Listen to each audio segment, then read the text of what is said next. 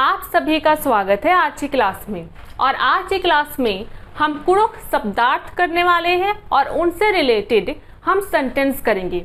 आज के वर्ड्स बहुत ही नए हैं जो आप लोगों ने बहुत कम सुना होगा। ठीक है, तो क्लास को स्टार्ट करते हैं। लेकिन उससे पहले अगर आप लोग हमारे चैनल में नए हैं तो हमारे चैनल को सब्सक्राइब करना ना भूलें और बेल आइकन को भी प्रेस कर लीजिएगा, जिससे कोई भी नई वीडियो की नोटिफिकेशन आपको जल्दी मिले। ठीक है, तो क्लास को स्टार्ट करते हैं। पहला वर्ड है नितकी। नितकी तो इसका मतलब होता है प्रतिदिन, लेकिन अगर मैं गलत नहीं हूं तो प्रतिदिन का मतलब होता है सब दिन, यानी कि हर दिन। और सब दिन को या हर दिन को हम लोग कुड़ुख में क्या कहते हैं? इसे हम कहते हैं हुर्मी उल्ला। तो अगर मैं गलत नहीं हूं तो नितकी का मतलब हो जाएगा प्रतिदिन या फिर सब दिन। ठीक है, तो दोनों के लिए ही हम नितकी वर्ड यूज कर सकते हैं। तो इसका सेंटेंस मैंने लिया है ओंटा कुकोय खाड़ तरह नितकी काली। खाड़ क्या होता है? नदी। और ओंटा मतलब होता है एक, और कुकोय का मतलब होता है लड़की। और यहाँ पर या लगा है, मतलब कि हम यहाँ पर एक लड़की की बात कर रहे हैं। खाड़ का मतलब होता है नदी, तरह का मतलब होता है तरफ, और नितकी का मतलब होता है प्रतिदिन या फिर सब दिन, और काली का मतलब होता है जाना।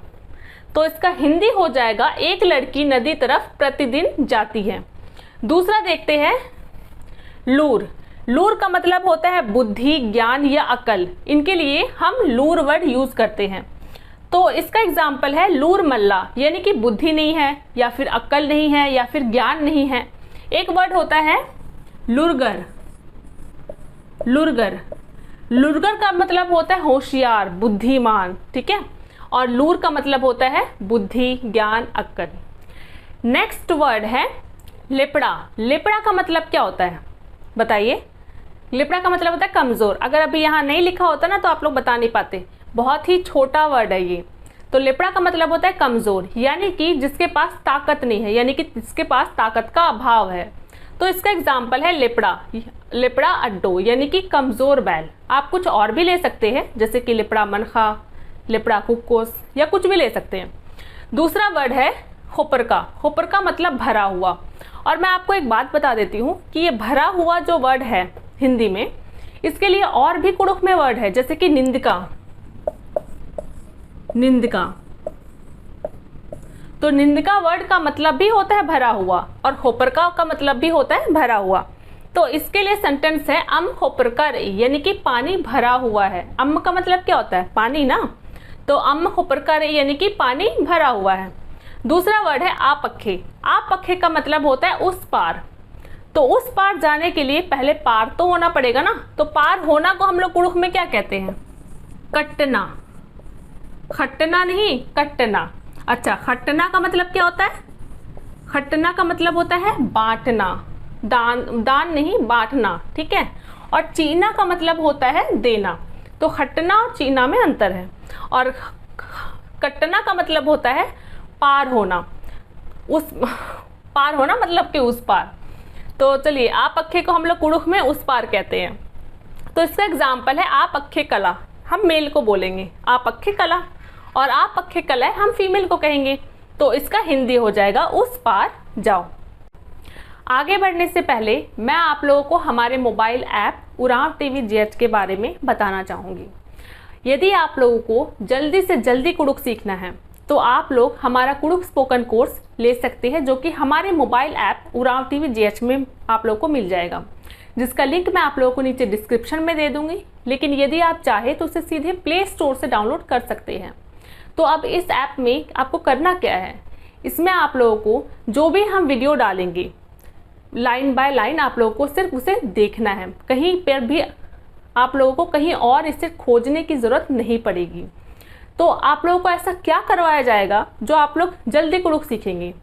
इसमें आप लोगों को सबसे पहले, यानी कि इस कोर्स में आपको सबसे पहले शब्दार्थ कराए जाएंगे। शब्दार्थ मतलब कि वर्ड मीनिंग। उसके बाद आप लोगों को 2 वर्ड के सेंटेंस कराए जाएंगे। ठीक है, जिसमें आप लोगों को ग्रामर की ज़रूरत नहीं पड़ेगी। इसके बाद आप लोगों को कुछ ग्रामर करवाया जाएगा। उसके बाद आप लोगों को बड़े सेंटेंस कराए जाएंगे जिसमें ग्रामर की ज़रूरत पड़ती है। उसके बाद आप लोगों को कन्वर्सेशन प्रैक्टिस करवाई जाएगी और उसके बाद आप लोगों को कहानियाँ करवाई जाएंगी। इसके अलावा और भी बहुत कुछ इस कोर्स में आप लोगों को मिलेगा। तो अगर आप अभी इसे लेते हैं तो एक बहुत ही रीज़नेबल प्राइस में आप लोग इस कोर्स को ले सकते हैं। अच्छा, दूसरी बात ये है कि मैं आज आप लोगों को इसकी वैलिडिटी के बारे में बता देती हूँ। ठीक है, इसकी वैलिडिटी 6 मंथ की है। 6 मंथ कहने का मतलब ये है कि जब हमारा कोर्स कंप्लीट हो जाएगा तो उसके 6 मंथ तक आप लोगों को इसकी वैलिडिटी मिलेगी, कोर्स की वैलिडिटी होगी। लेकिन अगर आप अभी इसे लेते हैं इस टाइम पर तो आप लोगों को 3 मंथ एक्स्ट्रा मिलेगा। तो अगर आप लोग अभी रजिस्ट्रेशन करवाते हैं तो आप लोगों को 2 फायदे हैं। पहला तो आप लोगों को इसमें अच्छा खासा डिस्काउंट मिल जाएगा और दूसरा इसमें आप लोगों को वैलिडिटी 3 मंथ की और एक्स्ट्रा मिलेगी। और ये डिस्काउंट सिर्फ तब तक के लिए है जब तक हमारा कोर्स पूरी तरीके से कंप्लीट नहीं हो जाता। एक बार जब ये कोर्स कंप्लीट हो जाएगा पूरी तरीके से तो ये अपने ओरिजिनल प्राइस में आ जाएगा, फिर ये डिस्काउंट खत्म हो जाएगा। आगे बढ़ते हैं, लेकिन मैंने मार्कर चेंज कर दिया है क्योंकि ब्लैक वाला चल नहीं रहा था। तो 6 पॉइंट है थपड़ा। थपड़ा का मतलब क्या होता है? थप्पड़, तमाचा। तमाचा बहुत बड़ा भारी भरकम वर्ड लगता है ना, तो थप्पड़ या तमाचा को हम लोग कुड़ुख में थपड़ा बोलते हैं। अच्छा, एक वर्ड होता है चटका, चटगा, इसका मतलब भी थप्पड़ होता है। ठीक है, तो चटका कहूँ या थपड़ा कहूँ, दोनों का मतलब ही होता है चाटा। तो इसका एग्जाम्पल है थपड़ा लओन। थपड़ा लओन यानी कि थप्पड़ मारूंगा। लवना का मतलब क्या होता है? मारना, और थपड़ा का मतलब थप्पड़। आगे देखते हैं, 7th पॉइंट है जुर्गो। जुर्गो का मतलब होता है ढीला, जैसे कि कपड़े ढीला हो गया या इलास्टिक ढीला हो गया या कुछ भी कह सकते हैं। तो जुर्गो का मतलब होता है ढीला। तो इसका एग्जाम्पल है जुर्गो मंजा किरा यानी कि ढीला हो गया। नेक्स्ट है ढिलवा। ढिलवा का मतलब होता है झूला। दशहरा में झूला लगता है, उसको भी हम ढिलवा कहते हैं। और आप लोग याद कीजिए कि बचपन में आप लोग पैरों में ऐसे बैठ करके किस तरीके से झूला झूलते थे, तो उसको भी ढिलवा ही बोलते हैं। तो ढिलवा का एग्जाम्पल है ढिलवाती खतरस यानी कि झूला से गिरा। आगे चलते हैं, 9th नंबर है हमारा बच्छर या फिर चांद, जिसका मतलब हिंदी में होता है वर्ष। ठीक है, तो इसका एग्जाम्पल मैंने लिया है बरना चांद चेप पुन्यो। चेप का मतलब क्या होता है? बारिश, और पुइना का मतलब होता है बरसना। बरना चांद यानी आने वाले वर्ष में बारिश होगा। ठीक है, अब कुछ लोग सोचेंगे कि दीदी आपने तो बताया था कि आने वाले साल को यानी कि अगले साल को हम पिसना बोलते हैं। तो हाँ, हम पिसना ही बोलते हैं, लेकिन मैंने कुड़ुख में लिखा है बरना चांद। ठीक है, तो बरना चांद मतलब कि आने वाले वर्ष। अगर मैं पिसना बोलती तो उसका मतलब भी वही होता, लेकिन कुड़ुख में मैंने बरना चांद लिखा है। ठीक है, 10th नंबर है चूरी। चूरी का मतलब होता है चूहे द्वारा निकाला हुआ मिट्टी का चूरा, यानी कि जब चूहा बिल बनाता है तो जो मिट्टी वो बाहर की तरफ निकाल देता है, यानी कि अपने घर की सफाई करने लगता है, तो उसी को हम मिट्टी का चूरा कहते हैं, मतलब कि चूरी बोलते हैं। मजाक करे, वो सफाई नहीं करता।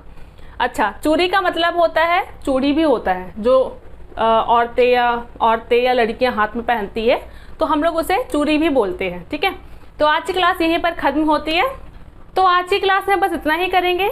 ठीक है, और मैं हमेशा ही बोलती हूँ कि कुड़ुख सीखना है तो उसे बोलिए, लिख के या वीडियो देख के कुछ होगा नहीं। जब तक आप लोग उसे यूज़ नहीं करते हैं तब तक आप लोग कुड़ुख नहीं सीख सकते हैं। मेरे पढ़ाने से कुछ नहीं होगा। मैं अगर 50% दे रही हूँ तो 50% आप लोगों को भी मेहनत करना पड़ेगा। ठीक है, तो मिलते हैं नेक्स्ट क्लास में, और जो भी हमने किया है उसे रिवाइज कीजिएगा।